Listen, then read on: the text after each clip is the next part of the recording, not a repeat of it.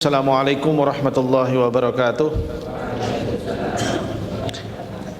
Innal hamdalillah nahmaduhu wa nasta'inuhu wa nastaghfiruhu wa na'udzu billahi min shururi anfusina wa min sayyiati a'malina may yahdihillahu fala mudilla lahu wa may yudlilhu fala hadiyalah. Asyhadu an la ilaha illallah wahdahu la syarika lah wa asyhadu anna Muhammadan abduhu wa rasuluh.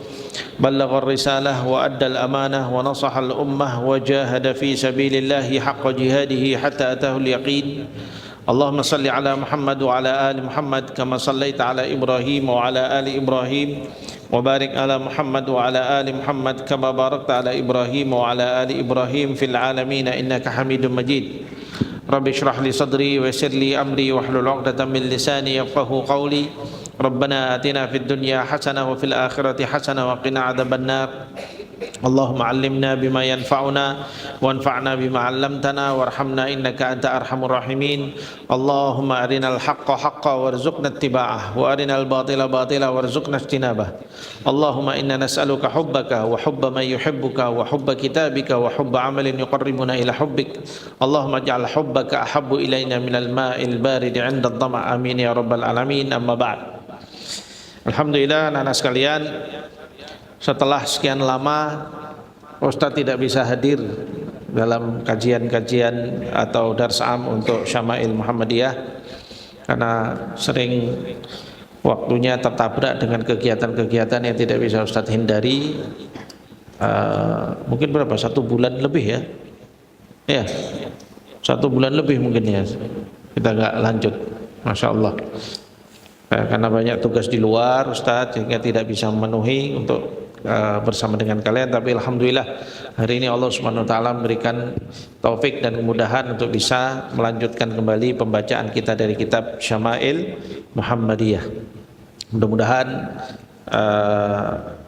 semua itu tidak mengurangi hikmat kita dari membaca daripada hadis-hadis riwayat-riwayat tentang Rasulullah sallallahu alaihi wasallam, dan tidak mengurangi juga dengan kita terhenti sebentar membaca dari hadis-hadis tentang Rasulullah sallallahu alaihi wasallam ini kemudian mengurangi kecintaan kita kepada Rasulullah SAW. Jangan sampai ya, karena seperti yang sudah kita sampaikan sebelumnya, sudah kita ajarkan sebelumnya kepada antum semuanya, kepada antum insyaallah semuanya sudah memahami dengan baik bahwa mencintai Rasulullah sallallahu alaihi wasallam adalah bagian daripada konsekuensi iman, bagian daripada isinya iman, bagian dari bentuk pengamalan syahadat Muhammadun Rasulullah. Ya. Jadi syahadat kita itu apa? Asyhadu an la ilaha illallah wa asyhadu anna Muhammadur Rasulullah. Ya, kalimat syahadatain disebut dengan syahadatain. Yang pertama, la ilaha illallah menunjukkan iman tauhid kita, hanya mentauhidkan Allah, tidak mengakui uluhiyah apapun, tidak mengakui bentuk ibadah apapun kecuali hanya kepada Allah Subhanahu wa taala, ya. Lalu Muhammadur Rasulullah, yaitu mengakui Nabi kita Muhammad sallallahu alaihi wasallam benar-benar seorang utusan Nabi, utusan Allah Subhanahu wa taala. Dan di antara konsekuensi daripada syahadatain ini harus ada di dalam diri seorang mukmin itu mahabbah, cinta kepada Allah dan cinta kepada Rasulullah sallallahu alaihi wasallam. Harus ada. Jangan sampai tidak ada rasa cinta pada Allah, tidak ada rasa cinta sama Rasulullah sallallahu alaihi wasallam. Kalau rasa cintanya di dalam hati kita padam kepada Allah dan Rasulnya, maka imannya rusak. Kenapa? Karena syahadat ya yang konsekuensinya ada kecintaan di situ menjadi tidak terpenuhi. Syahadatnya menjadi tidak terpenuhi konsekuensinya. Oleh karena itu jangan sampai kehilangan cinta kepada Allah dan cinta kepada Rasulullah sallallahu alaihi wasallam. Ya syabab, apa yang saat ini sedang kita pelajari yaitu kitab Syama'il Muhammadiyah. Ya, hadis-hadis yang dituliskan oleh Imam Tirmidzi dikumpulkan oleh beliau tentang bagaimana kehidupan Rasulullah sallallahu alaihi wasallam adalah bagian dari upaya kita untuk mendalamkan lagi ya kecintaan kita kepada Rasulullah sallallahu alaihi wasallam. Paham tuh? Ya. Karena kalau tidak, orang kalau nggak kenal sama Rasulullah SAW, bagaimana mau cinta sama Rasulullah SAW? Kita setelah membaca banyak hadis ini, Kita lebih mengenal Rasulullah sallallahu alaihi wasallam, dan kita melihat betapa indahnya akhlak beliau, betapa indahnya kehidupan beliau, betapa para sahabat-sahabat yang dahulu indah bersama tinggal bersama dengan Rasulullah sallallahu alaihi wasallam itu mendapatkan keuntungan besar ketika mereka bisa melihat langsung Nabi kita Muhammad sallallahu alaihi wasallam. Nah, kita sebagai umatnya yang belakangan datang ini, kita nggak bertemu dengan Rasulullah, tidak pernah melihat Rasulullah, maka apa sarana untuk kita mengenal beliau? Ini ya, ilmu ini, riwayat-riwayat yang sampai kepada kita menceritakan tentang Rasulullah sallallahu alaihi wasallam, menggambarkan kepada kita seakan-akan Rasulullah ada di depan kita sekarang. Nah, kalau sudah seperti itu kok masih belum mencintai Rasulullah, wah, jangan-jangan hatinya sudah terlalu banyak penyakit, hati yang sakit yang tidak bisa mencintai Allah dan Rasulnya. Hati yang sakit itu adalah hati yang tidak punya iman, atau iman yang sangat lemah sekali, imannya tipis sekali, ya, sehingga mengakibatkan iman itu tidak bisa menjadikan hati itu hidup dalam kondisi yang sehat. Paham tuh? Hati itu akan hidup dengan hidup yang sehat kalau dia diisi dengan keimanan kepada Allah dan Rasulnya, sehingga dia akan mendorong kita untuk melakukan kebaikan-kebaikan sesuai dengan apa yang dibimbingkan oleh Allah dan Rasulnya. Kalau hati itu kotor, hati itu hatinya banyak titik-titik hitam, kata Rasulullah SAW. Apa yang mengotori hati kita ya syabab? Maksiat, ya, maksiat. Rasulullah bilang bahwasanya hati itu, ya, tu'radul fitanu kal hasir, ya, fitnah-fitnah, maksiat-maksiat ini dibentangkan di hadapan kita sebagai manusia ini, orang beriman ini dibentangkan di depan kita ini seperti dibentangkannya tikar atau karpet, terbentang, ya, sehingga semua kelihatan di kita. Mana hati yang menerima maksiat-maksiat itu, maka akan dititikkan padanya satu titik hitam, kata Rasulullah SAW. Semakin banyak menerima maksiat-maksiat, ya, menerima perbuatan maksiat, dosa syirik, dosa riba, dosa zina, dosa semuanya nih, dosa bohong, dosa maka dititikkan semakin banyak titik hitam. Sehingga kata Rasulullah SAW, kalau sudah semakin banyak titik hitam itu, jadilah hati itu menjadi hati yang hitam, gelap, kelam, seperti Rasulullah gambarkan seperti belakangnya kuali, ya, wajan, belakangnya bokongnya wajan. Kalian tahu belakangnya wajan itu, kalau wajan yang kalau orang zaman dulu masak kan pakai kayu bakar, ya, sehingga panci-pancinya itu akan hitam kelam seperti itu, gelap, ya. Itu kamu bawa senter yang paling terang, kamu senter itu belakangnya itu nggak mantul cahayanya, nggak tembus, saking gelapnya. Itu yang digambarkan oleh Rasulullah Sallallahu Alaihi Wasallam.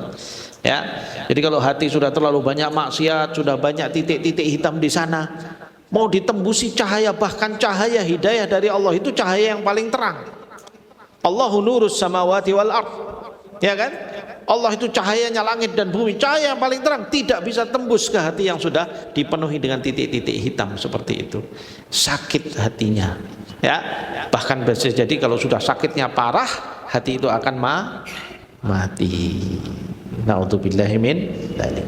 Ya, karena itu apabila hati itu menolak maksiat-maksiat itu, kata Rasulullah SAW, ya, maka akan dititikkan padanya titik-titik putih jernih di hati tersebut, sehingga ketika dia mendengar kalamullah, dia mendengarkan nasihat, ya, qala Rasulullah, qala Allah, qala Rasulullah, itu mudah untuk masuk ke dalam hatinya sebagai petunjuk, karena itu cahaya dari Allah Subhanahu wa ta'ala. Itu hati yang bening. Jadi posisi hati kita ya syabab harus dalam kondisi yang selalu bersih. Untuk membersihkan hati apa? Jauhi maksiat, perbanyak istighfar, perbanyak amal soleh, perbanyak tilawatul Quran, perbanyak sedekah, qiyamul lail, tadabbur ayat-ayat Allah. Itu semua akan bersihkan hati, sehingga menjadikan hati itu hidup, sehingga menjadikan hati itu akan betul-betul diterangi oleh cahaya dari Allah Subhanahu wa ta'ala. Ya, karena itu Allah Subhanahu wa ta'ala memang berperan demikian buat kita. Allah waliyul ladzina amanu yukhrijuhum minadh dhulumati ila madza? ilan nur. Ya. Allah itu buat kita adalah walinya kita. Allah itu adalah pengurusnya kita. Rabbuna. Apa yang Allah lakukan buat kita ya syabab? Allah lakukan buat kita adalah membebaskan kita dari kegelapan menuju kepada terang. Ya. Dari hidup penuh dengan kegelapan, dari hati yang gelap tadi itu menuju kepada hati yang terang, diterangi dengan cahaya-cahayanya Allah Subhanahu wa taala dan diterangi dengan sunnah-sunnahnya Rasulullah sallallahu alaihi wasallam. Ya. Nah, kalau kita jalani dengan baik ya sahabat, maka insya Allah hidup kita hatinya akan menjadi terang. Maka kamu lihat orang-orang yang hatinya terang itu, hatinya jernih, ketika diberi nasihat pakai ayat Allah, bergetar hatinya. Innamal mu'minuna alladzina idza dzukirallahu wajilat qulubuhum. Gimana hati yang bisa bergetar kalau disebut nama Allah Subhanahu wa taala? Kalau hatinya gelap nggak mungkin bergetar. Yang ada kamu lihat tuh seperti orang-orang fasik yang hatinya gelap. Kalau dibilangi, mas, mbak, jangan melakukan ini dilarang oleh Allah. Udahlah, kamu nggak usah nasihati saya. Kamu nggak usah sok alim. Saya nggak perlu dengar ceramah kamu nggak usah khutbah di sini. Ah, begitu tuh orang-orang fasik. Kenapa kok bisa begitu? Hatinya gelap. Hatinya sudah seperti apa? Bokongnya panci tadi itu. Ya, sudah jadi seperti itu. Gelap, gulita, sudah tidak bisa ditembusi pakai cahaya Allah, pakai dinasehati pakai ayat, dinasehati pakai sunnah sudah nggak masuk. Naudzubillah min dzalik. Ya kan? Nah, jangan sampai jadi seperti itu. Nah, supaya jangan jadi seperti itu, jaga kondisi hati kita itu selalu bersih. Jauhi segala maksiat, apapun maksiat, apapun dosa-dosa, hindari jauh-jauh. Ya, supaya hatinya bening. Antum para tulabul ilmi paling membutuhkan hati yang bening. Kalau antum sulit belajar, ketahuilah jangan-jangan hatinya memang sudah ada titik-titik hitamnya banyak. Apalagi ngapal Quran kok nggak masuk-masuk, ya, nggak punya semangat untuk thalabul ilmi, nggak punya semangat untuk ngapal Quran, nggak punya semangat murojaah. Kenapa ya Ustadz? Ayo coba cek hati kamu. Ya, makanya Imam Syafi'i bilang apa? Apa namanya? Syakautu ila waqi'in su'a hifdi fa arsyadani ila tarkil ma'asi wa qala li annal ilma nurun wa nurallahi la yuhda li 'asi. Ya kan? Aku mengadu kepada guruku, Waqi' itu gurunya beliau. Ya, su'a hifdi, betapa buruknya, menurunnya kualitas hafalanku. Fa arsyadani ila tarkil ma'asi, kemudian dia menunjukkan kepadaku cara hindarkan maksiat supaya hafalanmu kembali, supaya kamu bisa mudah belajar, tinggalkan maksiat-maksiat. Ya. Wa qala li annal ilma nurun, dan dia berkata bahwa ilmu itu adalah cahayanya Allah. Wa nurallahi la yuhda li 'asi, dan cahaya Allah itu tidak akan diberikan, tidak akan nyampe buat orang-orang yang banyak maksiat. Ya. Jaga. Maka kalau mau jadi talibul ilmi yang benar, ingin punya ilmu yang baik, yang benar, jaga hati kamu, kondisi kamu. Maksiatmu terhadap temanmu, kamu membuli temanmu, mempermainkan temanmu, kamu mendolimi orang, itu maksiat. Kamu gak taat sama ustadz, itu maksiat. Ya, kamu langgar aturan yang sudah ditentukan di pesantren, itu maksiat. Jangan kamu kira. Ya, di situ menjadi titik hitam, titik hitam, titik hitam, titik hitam di hati kamu. Dan itu gak hilang, kamu kira? Gak hilang kecuali kalau kamu bertaubat pada Allah Subhanahu wa taala. Kamu minta maaf sama ustaz, kamu minta maaf sama teman yang kamu bully, kamu minta maaf sama teman yang kamu ganggu. Nah, itu baru kemudian kalau dimaafkan baru itu hilang itu nanti. Kalau enggak, titik ini akan dibawa sampai akhirat, lalu kemudian itu menjadi sarana hisabmu nanti di hadapan Allah Subhanahu wa taala. Fahim tuh ya, fahim tuh? Ya, maka harus dijaga. Ya, akhlaknya dijaga, adabnya dijaga, imannya dijaga, ibadahnya dijaga. Ya, banyak sujud, banyak istighfar sama Allah Subhanahu wa taala. Ya, menyesal di hadapan Allah, menangis di hadapan Allah, bagus. Ya, jam-jam apalagi di sepertiga malam terakhir, di waktu-waktu sahur, ya, bangun menghadap Allah Subhanahu wa taala, sujud, ya, 2 rakaat, 3 rakaat, baca surat-surat yang kamu hafal, ya, tadabburi ayat-ayatnya itu, pahami ayat-ayatnya, Masya Allah, itu mencuci hati dari gelap-gelap itu tadi, dibersihkan semuanya sampai bening hati itu kembali nanti menghadap Allah Subhanahu wa ta'ala. Mudah-mudahan Allah Subhanahu wa ta'ala memberikan taufik buat antum semuanya, insyaallah, amin ya rabbal alamin. Baik, kita kembali kepada kitab kita masuk pada bab berapa ini? 54 ya. Bab 53 sudah selesai kemarin kan? Ya. Baik, alan idzan nabda fil bab bab ma jaa fi wafati Rasulillah sallallahu alaihi wasallam. Bab yang membahas tentang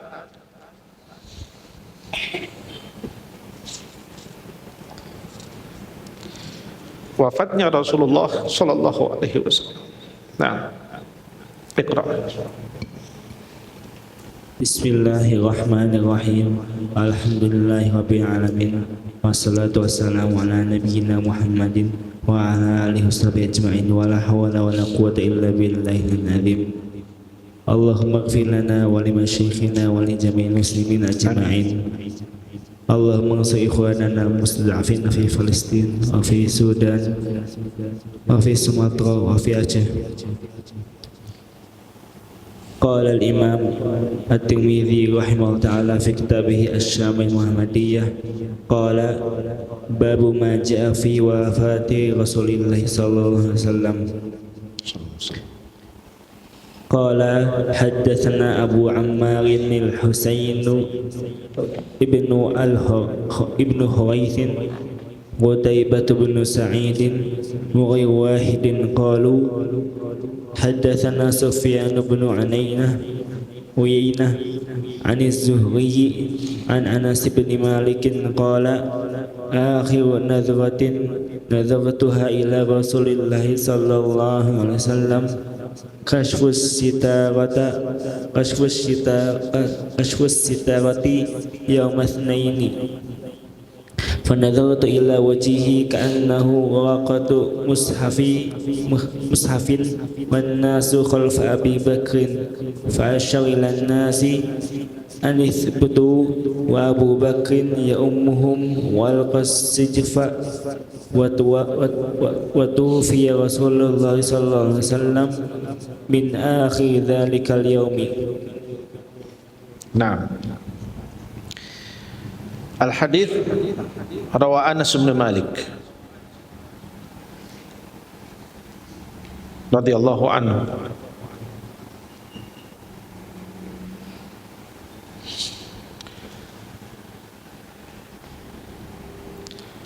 Ya syabab,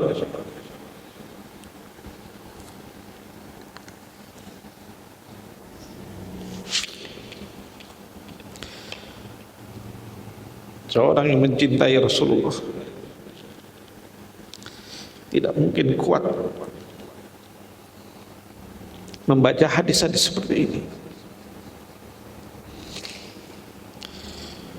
Kisah wafatnya Rasulullah adalah hari paling sedih dalam kehidupan umat Islam.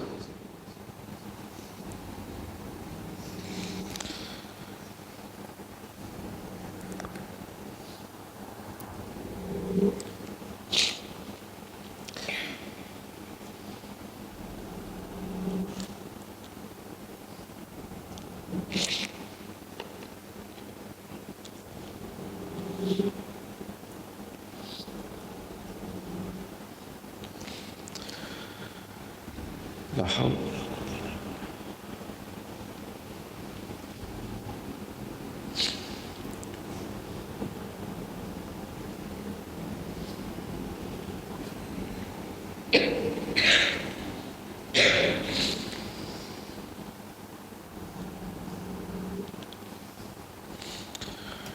Tidak seorang pun dari kalangan sahabat Nabi menceritakan tentang wafatnya Rasulullah sallallahu alaihi wasallam kecuali pasti dengan tangisan, pasti dengan perasaan sedih yang sangat mendalam, karena berita sedih yang menimpa umat Islam yang tidak akan pernah hilang sampai yaumul qiyamah adalah berita wafatnya Rasulullah sallallahu alaihi wasallam. Wafatnya Rasulullah sallallahu alaihi wasallam, ya syabab, salah satu hal yang sangat membawa keburukan kepada umat ini. Pertama, hilangnya Rasulullah SAW, keberadaannya bersama dengan umat Islam. Jelas itu kondisi yang tidak lebih baik daripada kondisi ketika Rasulullah masih hidup. Kita lihat bagaimana pasca wafatnya Rasulullah SAW, umat Islam itu terpecah belah. Hal yang tidak akan pernah terjadi di zaman Rasulullah SAW. Itu keburukan yang langsung hadir kepada umat. Tapi ketika Rasulullah masih hidup, semua umat bisa bersatu. Tapi begitu beliau wafat, terjadi perpecahan, terjadi ikhtilaf. Yang sampai hari ini musibah itu masih terus kita rasakan. Ya, kita rasakan. Sungguh tidak ada seorang pun yang mencintai Rasulullah SAW lalu mendengar kabar wafatnya Rasulullah SAW kecuali pasti dia menangis. Bahkan Bilal bin Rabah radhiyallahu anhu, sejak Rasulullah wafat beliau tidak kuasa lagi untuk adzan. Kenapa? Karena di situ beliau mengumandangkan ucapan dengan apa? Asyhadu anna Muhammadan Rasulullah. Dan itu berat bagi beliau. Tidak ada hari orang menyebut nama Rasulullah SAW di hadapan Bilal kecuali beliau pasti menangis sepeninggalnya Rasulullah SAW. Maka dari itu, ini semua muncul dari keimanan dan kecintaan yang ada di hati seorang sahabat. Dan ukurlah diri kita. Kalau kita mendengar wafatnya Rasulullah, tapi kita tidak nangis, kita tidak bersedih dengan itu menunjukkan belum dalamnya kecintaan kita kepada Nabi kita Muhammad sallallahu alaihi wasallam. Ketika kita membaca riwayat-riwayat ini, banyak para guru tidak kuat membaca. Ketika sampai pada bab ini di Syama'il Muhammadiyah, banyak yang menunda untuk memberikan pelajaran karena mereka tidak kuat. Berat untuk menceritakan semua ini kepada para murid-murid, ya. Sedangkan ini adalah berita tentang musibah yang sangat berat dirasakan oleh umatnya Nabi Muhammad sallallahu alaihi wasallam.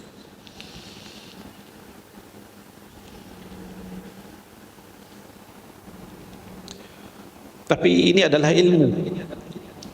Kita wajib tahu, kita harus tahu bagaimana meninggalnya Rasulullah SAW. Bagaimana peristiwa-peristiwa yang menyertainya menjadi pelengkap, ya, daripada ilmu dan pengetahuan kita terhadap Rasulullah Sallallahu Alaihi Wasallam. Walaupun berat, harus diceritakan, harus diriwayatkan. Kalau tidak, nggak ada seorang pun sahabat yang mau meriwayatkan ini, ya, karena nggak kuat. Ya, semua ketika menceritakan tentang wafatnya Rasulullah, semua pasti menceritakannya dengan tangisan. Semua pasti menceritakannya dengan kondisi yang sangat sedih, berat. Dan itu adalah bagian daripada bukti kecintaan yang ada di dalam hati mereka kepada Rasulullah Sallallahu Alaihi Wasallam. Mudah-mudahan Allah Subhanahu Wa Taala tanamkan cinta di dalam hati kita kepada Rasulullah dengan sebaik-baiknya. Amin ya rabbal alamin. Ala kulli hal ya syabab, Rasulullah Sallallahu Alaihi Wasallam wafat di tanggal berapa?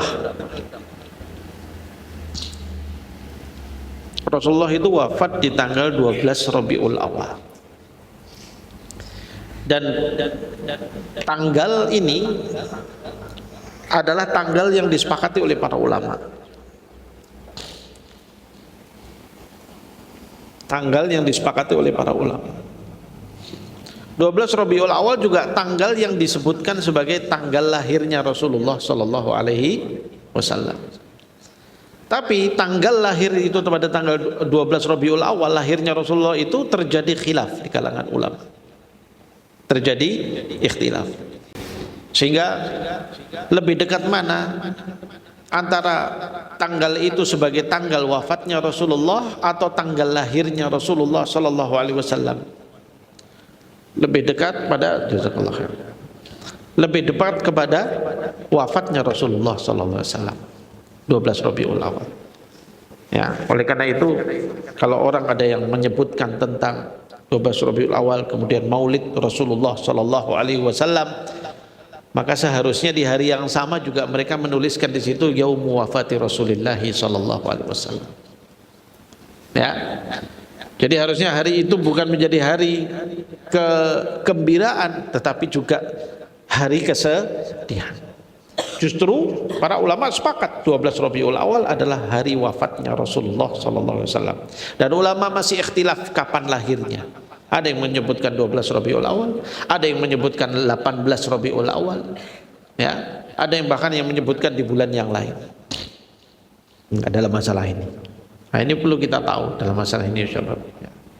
Beliau wafat di hari Senin tanggal 12 Rabiul Awal di waktu duhur siang. Ya. Lalu kemudian setelah wafatnya beliau, ya saat itu jasad beliau belum dimakamkan karena para sahabat saat itu langsung berdiskusi tentang siapa yang akan menggantikan kepemimpinan Rasulullah sallallahu alaihi wasallam. Ini bukan perkara para sahabat itu tamak kepada kepemimpinan, bukan. Tetapi mereka sadar benar bahwa al-imarah, kepemimpinan itu hukumnya wajib. Ya, Rasulullah bilang apa? La yahillu li thalathatin bi falatin minal ardi illa amara alaihim ahadahum. Tidak halal 3 orang berada di satu potongan bumi, ya, kecuali mereka mengangkat salah satu dari mereka menjadi amir, menjadi pimpinan. Dan masih banyak hadis-hadis yang lain atau bahkan ayat yang mewajibkan untuk kaum muslimin itu harus hidup memiliki pimpinan, memiliki imam. Ya. Dan itu hal penting. Karena tanpa adanya imam maka akan terjadi ikhtilaf. Akan terjadi apa? Kekacauan dan kerusakan pada umat ini. Sebagaimana hari ini ketika umat Islam sudah tidak sepakat dengan seorang pemimpin, maka akibatnya kita diinjak-injak oleh umat yang lain. Ya, nggak punya kekuatan. Karena kekuatannya nggak menjadi satu. Bahkan yang ada umat Islam sekarang ini mudah untuk diadu domba. Dipecah-pecah menjadi negara-negara kecil, lalu kemudian diadu domba di antara negara itu. Masing-masing dengan keinginannya dan kemaslahatannya dan ketamaan pemimpinnya masing-masing. Akibatnya umat menjadi lemah. Nah pada saat itu hal ini sangat disadari oleh para sahabat. Pentingnya untuk memiliki seorang pemimpin. Maka setelah wafatnya Rasulullah Sallallahu Alaihi Wasallam, para sahabat tidak langsung memakamkan jasad beliau, tapi mereka menyelesaikan dahulu siapa nih yang akan menjadi pemimpin. Karena saat itu sudah mulai muncul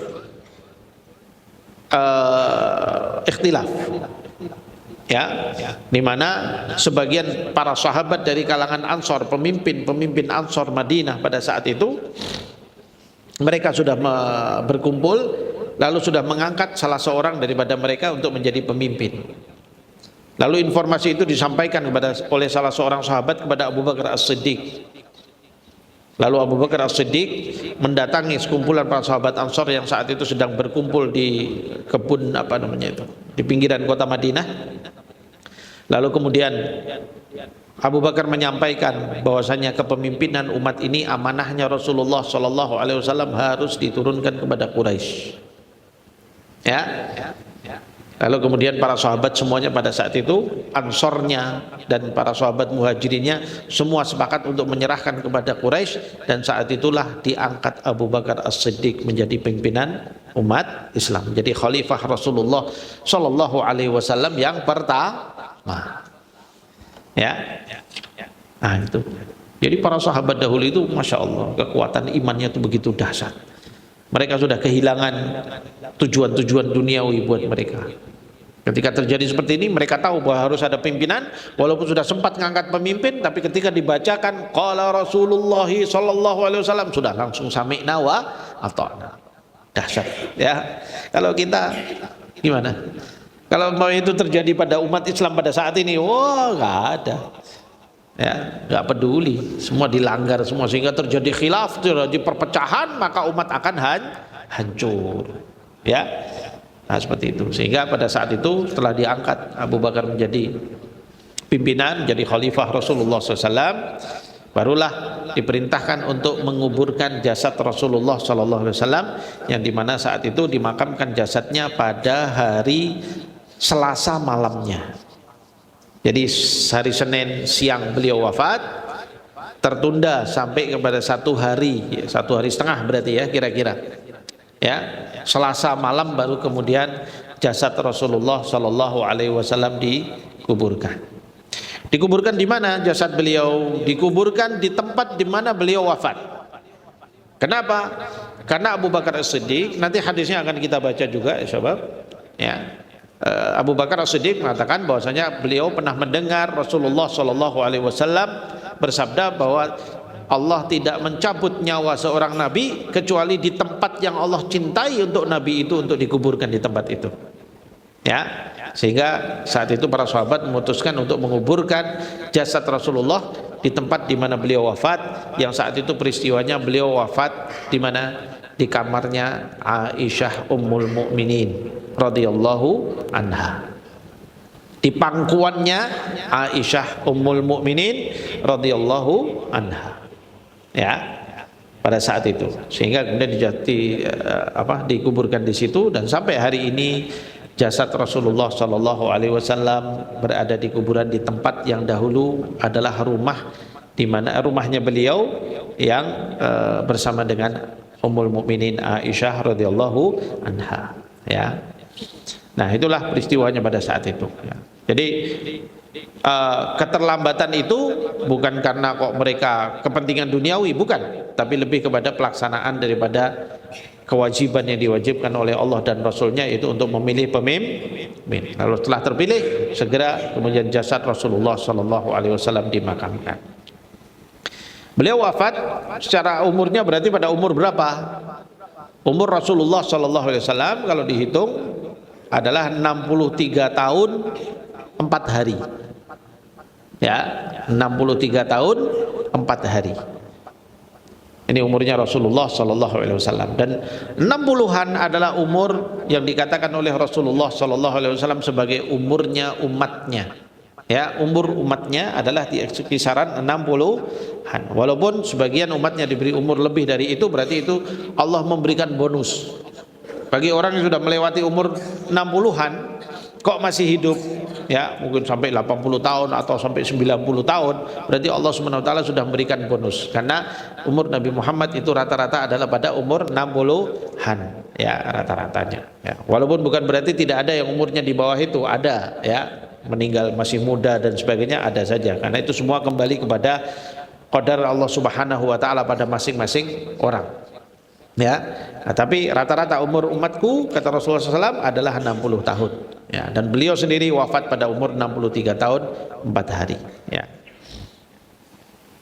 Baik, di sini Anas bin Malik menceritakan, qala akhiru nadratin nadartuha, ya, akhir kali aku melihat Rasulullah sallallahu alaihi wasallam, akhiru nadratin nadartuha ila Rasulillah sallallahu alaihi wasallam kasfus sitarati yaumal itsnain, ya, pandangan terakhir aku memandang Rasulullah sallallahu alaihi wasallam adalah pada saat beliau membuka tabir di hari Senin.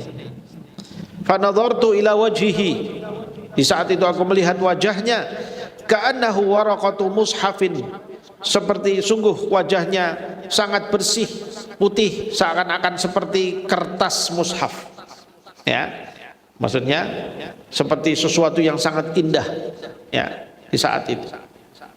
Wan nasu khalfa Abi Bakrin, dan pada saat itu banyak orang berada di belakangnya Abu Bakar. Fa asyara ila, berada di belakangnya Abu Bakar. Pada saat itu Abu Bakar diperintahkan oleh Rasulullah untuk mengimami sholat, ya. Dan ini juga menjadi dalil, menjadi bukti bahwa Rasulullah menginginkan khalifahnya beliau setelah Rasulullah SAW adalah Abu Bakar, pilihannya beliau. Membuka tabir, ya, membuka tabir dan melihat kepada umatnya. Jadi pada peristiwanya itu hari Senin itu mau sholat duhur itu beliau sebelum wafat ya kondisinya udah berat seperti itu ya, lalu kemudian beliau sempat membuka tabir dari kamarnya melihat kepada umat yang sedang sholat dan Abu Bakar radhiyallahu anhu saat itu sedang menjadi imam ya. Karena rumahnya Rasulullah itu dindingnya nempel sama masjid. Jadi kayak masjid begini, nanti di situ ada jendela kecil itu langsung ke kamarnya Rasulullah Sallallahu Alaihi Wasallam. Jadi pada saat itu beliau kondisi terbaring dan melihat ke melongok gitu, membuka tabir dan umat semuanya pada saat itu lagi sholat ya, melihat Abu Bakar mengimami begitu, umat lagi sholat, wan nasu khalfa Abi Bakrin. Nah ini yang diceritakan oleh Anas bin Malik. Ya, sedangkan orang sedang berada di belakangnya Abu Bakar As-Siddiq. Ya ummuhum, menjadi imam pada umat ini. Wa alqas sijfa, lalu kemudian beliau melepaskan kain tersebut, maksudnya setelah buka kemudian beliau tutup kembali ya. Wa tuwfiya Rasulullah sallallahu alaihi wasallam min akhir dzalikal yaum. Ya. Dan Rasulullah sallallahu alaihi wasallam wafat di akhir hari tersebut ya. Nah, di sini disebutkan akhir hari tersebut maksudnya di hari tersebut ya, karena riwayat dikatakan bahwa Rasulullah SAW itu meninggalnya pada saat sholat duhur atau pada sedikit sebelum duhur, karena itu adalah pandangan terakhir beliau kepada memandang umat ini tadi yang diceritakan oleh Anas bin Malik radhiyallahu anhu. Nah, istamir ya. Assalamualaikum. Qala حدثنا حميد بن مسعدة البصري حدثنا قال حدثنا سليم بن أحدر عن ابن عون عن إبراهيم عن الأسود عن عائشة قالت كنت مسندة النبي صلى الله عليه وسلم إلى صدري أو قالت إلى حجري فدعا بطست ليبول فيه ثم بال فمات. Nah, Aisyah radhiyallahu anha berkata, kuntu musnidatan Nabi sallallahu alaihi wasallam ila sadri. Pada saat itu saya menyandarkan Rasulullah sallallahu alaihi wasallam ke dadaku. Au qalat ila hijri, atau ini rawinya agak ragu apakah Aisyah menyebut dada atau paha ya. Jadi au qalat ila hijri ya, artinya ada keraguan di situ. Aisyah mengatakan aku menyandarkan Rasulullah ke dadaku atau ke pahaku. Fada'a bitastin, pada saat itu beliau minta untuk dihadirkan wadah liyabula fihi, untuk beliau buang air kecil di situ, membuang hajatnya. Summa bala, kemudian didatangkan wadah itu, lalu kemudian beliau buang air kecil di situ, membersihkan dirinya. Famata, kemudian beliau wafat. Ya, artinya beliau wafat dalam keadaan sudah bersih, ya, tidak membawa kandungan kotoran ya. Nah, ini diantara tandanya orang-orang soleh ya, kalau dia mau menghadap Allah Subhanahu Wa Taala itu Allah Subhanahu Wa Taala mudahkan untuk dia membuang kotoran-kotorannya, sehingga nggak menyusahkan orang yang memandikan jenazahnya ya. Nah, sehingga kondisinya sudah bersih dan dia menjadi mudah ya. Nah, Rasulullah pun seperti itu kondisinya ketika wafat, juga beliau sempat diberikan kesempatan oleh Allah untuk kemudian beliau membuang hajatnya pada saat itu. Nah, istamir. Assalamualaikum. Qala hadatsana Qutaibah qala hadatsana Al-Laits an Ibn al-Hadi an Musa bin Sarjisa an Al-Qasim bin Muhammadin an Aisyah annaha qalat ra'aytu Rasulullah sallallahu alaihi wasallam huwa bil mauti wa indahu qadahun fihi ma'un wa huwa yudkhilu yadahu fil qadahi thumma yamsahu wajhahu bil ma'i thumma yaqulu Allahumma inni ala munkarati aw qala ala sakrati al mauti. Nah, Ana Aisyah, ini ada riwayat yang lain yang melengkapi dari riwayat yang tadi. Tadi riwayat secara umum ya, bahwa beliau minta wadah lalu kemudian beliau sempat buang hajat. Lalu kemudian di sini atau buang air kecil. Lalu kemudian di sini Aisyah menceritakan dengan riwayat yang lain ya, dengan lebih detail Ya, qalat ra'aitu Rasulullah sallallahu alaihi wasallam wa huwa bil mauti wa 'indahu qadahun fihi ma. Aku melihat Rasulullah sallallahu alaihi wasallam ya sedang beliau mendekati masa kematiannya atau wafatnya, wa 'indahu qadahun fihi ma, dan beliau di dekatnya ada wadah, ada airnya. Ya, tadi kan minta wadah untuk buang air kecil. Berarti di situ juga pastinya ada wadah lain yang untuk membersihkan. Ya, membersihkan diri dari kotoran itu, dari bekas buang air kecilnya. Ya. Kemudian di wadah yang sama itu, wa huwa yudkhilu yadahu fil qadahi, dan dia memasukkan tangannya ke dalam wadah air tersebut, tsumma yamsahu wajhahu bil ma'i, kemudian mengusap wajahnya dengan air. Tsumma yaqul, kemudian beliau bersabda, Allahumma a'inni ala munkarati au qala ala sakaratil maut. Ya, Allahumma a'inni, ya Allah tolonglah aku. Di sini ada dua riwayat, ada yang mengatakan riwayatnya beliau menyebutkan ala munkaratil maut, ya, atau riwayat yang lain menyebutkan ala sakaratil maut. Ya, dua-duanya sebenarnya benar, dua-duanya periwayatannya ini bisa dimaknai. Ya, yang pertama, kalau beliau katakan ya Allah bantulah aku menghadapi munkaratil maut, apa maksudnya? Orang kalau mau meninggal, ya, orang kalau mau meninggal itu dia akan menghadapi banyak ujian berat, di mana syaitan akan bekerja keras untuk apa? Menyelewengkan dia di akhir umurnya. Dan itu menjadi ujian berat bagi orang mau mati. Ya, ketika syaitan tahu bahwa dia akan dicabut nyawanya oleh malaikat, maka dia terus mengusahakan untuk orang itu kemudian bagaimana caranya supaya saat itu dia terjerumus pada syirik, terjerumus pada kekufuran dan sebagainya, supaya mati dalam keadaan kafir. Ya, makanya kenapa kita itu kalau melihat orang sudah mau meninggal, itu kita disuruh apa? Mentalqin.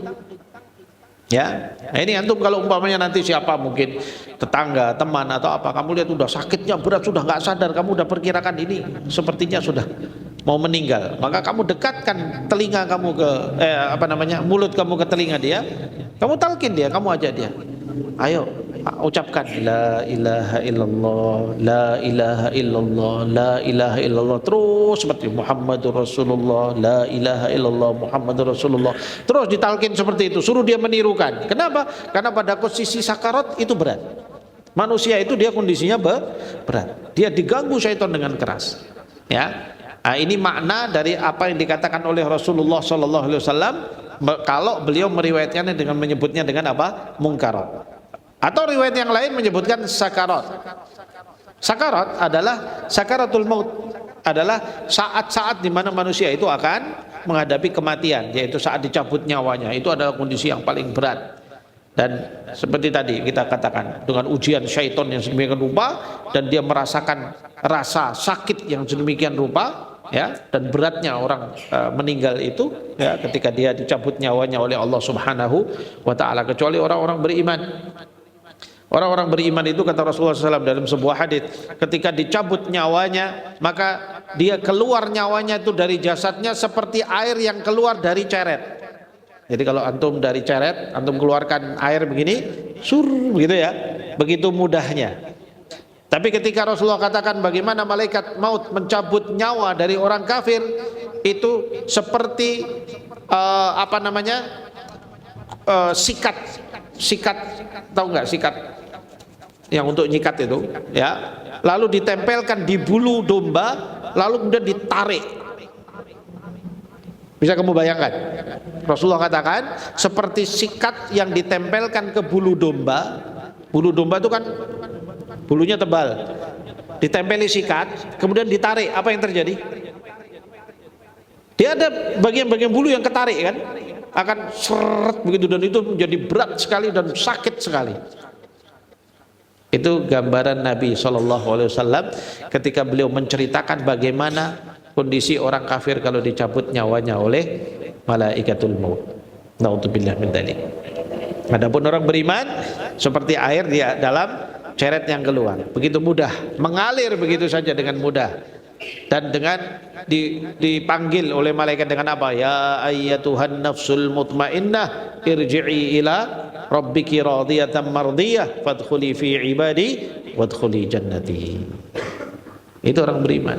Ya syabab, apalagi seorang mati syahid, ya, mati di medan jihad, mati di medan talabul ilmi. Ya, Rasulullah katakan seorang yang mati syahid itu saking indahnya sakaratul mautnya, kematiannya, sampai dia minta supaya Allah kembalikan lagi dan dicabut lagi nyawanya.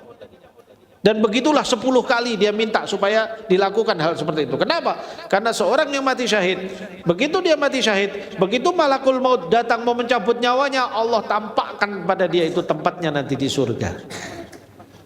Allah hadirkan malaikat-malaikat yang menyaksikan pencabutan nyawanya itu, dan semuanya memanggil namanya dengan nama yang paling mulia. Kata Rasulullah SAW, siapa namanya yang paling mulia, yang dia paling senang kalau dipanggil dengan itu, maka dengan itulah dia dipanggil. Wahai fulan bin fulan, kembalilah kepada Allah, kembalilah kepada Rabbmu, kamu telah ditunggu oleh Allah, dan itu tempat kamu nanti di sana. Lihat indahnya surga. Indah sekali meninggalnya orang syahid. Makanya begitu dia sudah mati syahid, dia pengen kembali lagi di dunia, ikut lagi ke medan jihad, mau mati lagi seperti itu. Nanti sudah dicabut lagi, dia mau lagi seperti itu. Begitulah maunya berpuluh-puluh kali untuk kembali dan melihat keindahan apa matinya seorang mati syahid. Ya. Tapi adapun orang yang mati karena kekufuran, banyak maksiat, maka dia sudah merasakan siksanya pada saat ketika dia sedang dicabut nyawanya. Ya. Dan semua orang pada prinsipnya dicabut nyawanya itu, ya, ketika kematian itu datang, dia akan merasakan rasa sakit, dia akan merasakan berat. Begitu juga Rasulullah Shallallahu Alaihi Wasallam, beliau sendiri pun merasakan berat pada saat itu, ya, sehingga kemudian beliau mengucapkan doa ini, ya, Allahumma a'inni ala sakaratil maut. Ya Allah, bantulah aku, tolonglah aku pada saat aku menghadapi sakaratul maut. Ya. Jadi dalam sebuah riwayat yang lain, sahabat, kalau diriwayatkan dalam riwayatnya Imam Bukhari, di sini riwayatnya itu ditambahkan. Beliau mengucapkan la ilaha illallah inna lil mauti sakarat. Ya, la ilaha illallah inna lil mauti sakarat. Jadi ketika beliau mau meninggal itu, beliau mengucapkan, saking beratnya beliau rasakan, lalu kemudian beliau merasakan apa? Mengucapkan la ilaha illallah, sungguh kematian itu ada sakaratnya. Sakarat itu apa? Sakat tadi, beratnya pada saat menghadapi pencabutan nyawa, dan beratnya dia menghadapi berbagai macam kemelut yang dilakukan oleh syaitan pada dirinya dan sebagainya. Ya, makanya kita sahabat disuruh banyak minta sama Allah Subhanahu wa taala supaya Allah Subhanahu wa taala mudahkan kita dalam sakaratul maut. Ya, dan semua kita jangan ada yang merasa, oh saya kan masih muda Ustaz, mati saya masih jauh. Siapa bilang? Siapa bilang? Mati bisa datang kapanpun.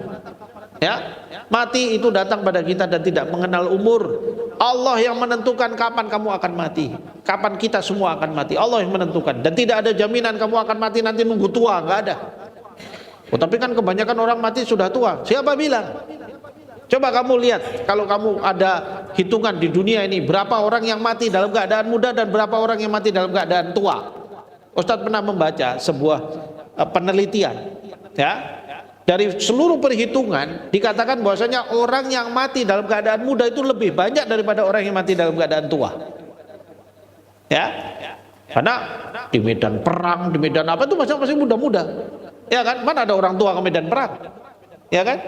Jadi orang-orang tua yang di rumah, nunggu mati di rumah, gitu. Kalau datang kematiannya mereka sudah tua, sudah di rumah.